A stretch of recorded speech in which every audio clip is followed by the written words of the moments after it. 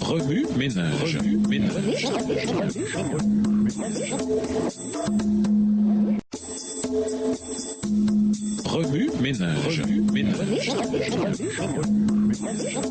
Bienvenue à votre émission Remue ménage. Nous voilà à la leçon de dimanche. Babylone la prostituée. Le jugement de la prostituée. Lisons Apocalypse 17, les versets 1 et 2. Apocalypse 17, versets 1 et 2. Puis un des 7 anges qui tenait les 7 coupes vint, et il m'adressa la parole en disant : Viens, je te montrerai le jugement de la grande prostituée qui est assise sur les grandes eaux. C'est avec elle que les rois de la terre se sont livrés à l'impudicité, et c'est du vin de son impudicité que les habitants de la terre se sont enivrés.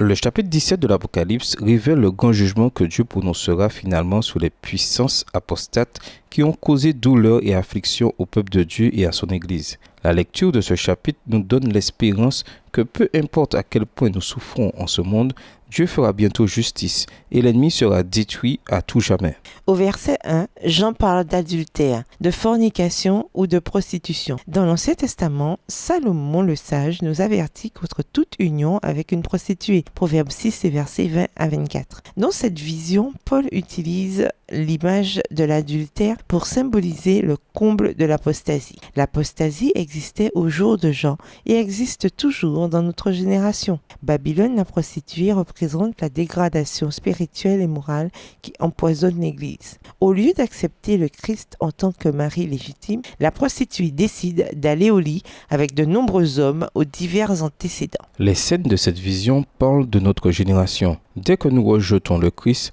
nous adoptons le système de la prostituée qui nous incite à nous abandonner à la volonté de différents maîtres. Quand cela se produit, nous permettons à l'argent, à l'éducation, au divertissement, en autre chose, de prendre la place du Christ dans notre vie. La prostituée et la bête. Lisons Apocalypse 17, le verset 3. Apocalypse 17, verset 3. Il me transporta en esprit dans un désert, et je vis une femme assise sur une bête écarlate, pleine de noms de blasphème, ayant 7 têtes et 10 cornes. Dans Apocalypse 13, verset 1, nous découvrons les caractéristiques de la bête. Au chapitre 17, Jean voit une femme sur une bête. Cette femme est vêtue de pourpre et d'écarlate et parée d'or, de pierres précieuses et de perles. Cette image évoque l'honneur et les richesses mondaines dont l'Église apostate peut disposer. Dans ses efforts pour que Jésus se range de son côté, Satan promit de lui donner les richesses et la puissance du monde. Matthieu 4, verset 8. La présentation de la femme et de la bête reflète les mêmes choses que le monde continue d'offrir, à condition que nous rejetions le Christ. Son lieu de résidence, elle est assise sur la bête. Son régime alimentaire,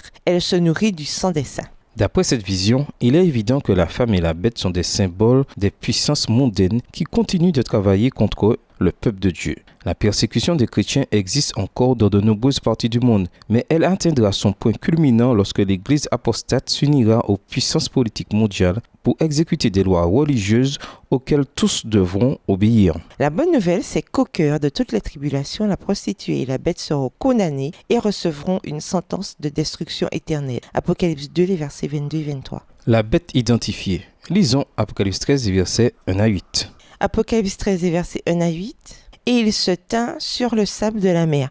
Puis je vis monter de la mer une bête qui avait 10 cornes et 7 têtes.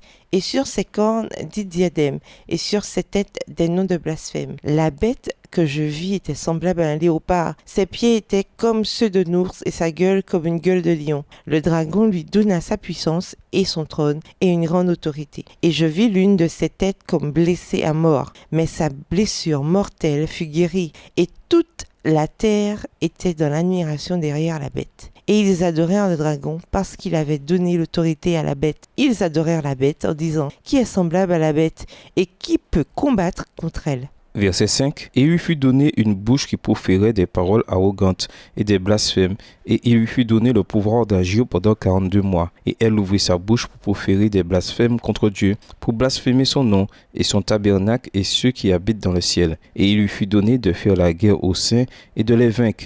Et il lui fut donné autorité sur toute tribu, tout peuple, toute langue et toute nation. Et tous les habitants de la terre l'adoreront, ceux dont le nom n'a pas été écrit dès la fondation du monde dans le livre de vie de l'agneau qui a été immolé.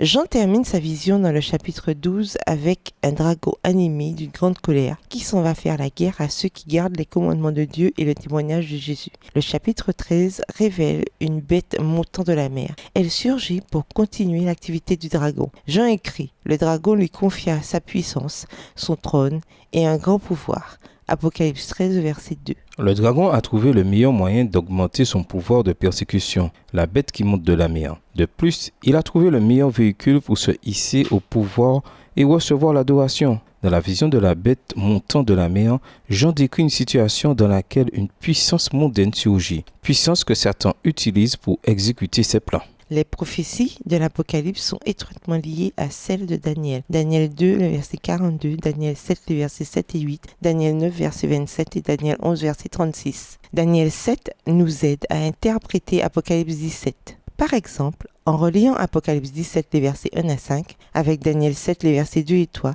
nous découvrons une indication montrant que Jean se réfère à Babylone, à l'Empire médo-perse, à la Grèce et à Rome.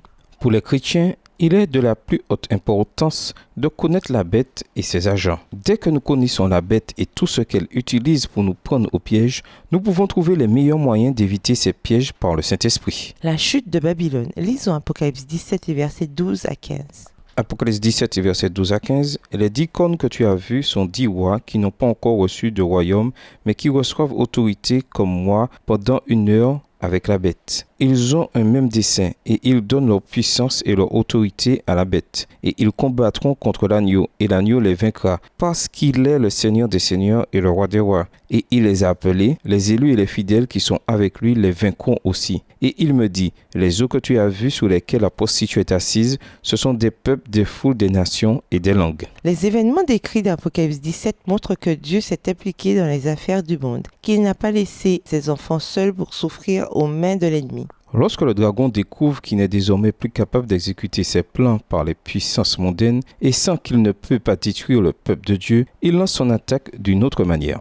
En apparence, la bête et ses suppôts semblent être plus forts que l'agneau et son armée. Cependant, l'agneau remporte finalement la victoire sur la bête. Le Christ, l'agneau, est destiné à régner. Cette vision nous apprend que le Christ est Seigneur des seigneurs et Roi des rois. Aucun royaume ou aucune seigneurie ne peuvent s'élever contre lui. Oui, Ménage, que nous enseigne la chute de Babylone sur le caractère de Dieu et sur la façon dont il entend conclure l'histoire de ce monde? À votre avis, quand la bataille entre le dragon et l'agneau se terminera-t-elle? Justifiez votre réponse par les Écritures. Quelle assurance avons-nous qu'au cœur même des tribulations, le Christ est présent parmi nous? Au revoir. Et à demain si Dieu veut.